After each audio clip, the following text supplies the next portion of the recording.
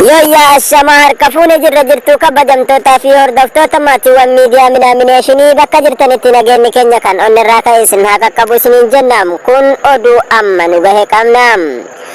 Oduun gara oduu amma qabnutti isin hin dabarsineen duratti namoonni jalqabaaf gara chaanaala keenyaa dhufaa jirtan sabiskiraayib godhaa maatiiwwan kabajamoo fi jaallatamoo miidiyaa keenyaatti dabalamaa isiniin jennaam.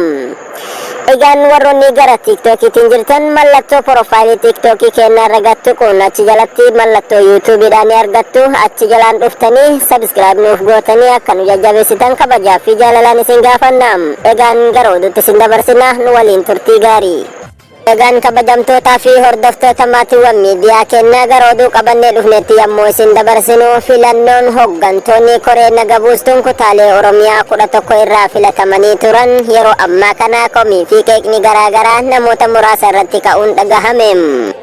Egaan namoota komii fi qeeqni garaagaraa irratti ka'aman akka Jimmaatitti obbo Mubaarak Musammaatii fi Mahammad bin Aljaziiraati, akka Arsiititti Naasirii Aanoleetii fi Dr. Aslii akkasuma akka Harargeetitti aadde Maakii Horoo irratti komii fi qeeqni gurguddaan ka'ame.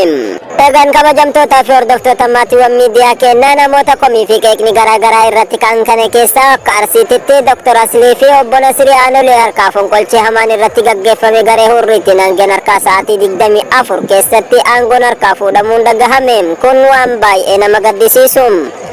Namoota aangoon harkaa fuudhaman keessaa Dr. Asliin toora sooshaal miidiyaa isaaniitti as ba'anii manzara ija nama fuudhu kaayatuun innaa lillaahi wa innaa ilayhi raaji'uun jedhanii karabaata mormatti hidhatan mormarraa lafa kaa'uun dhagahame.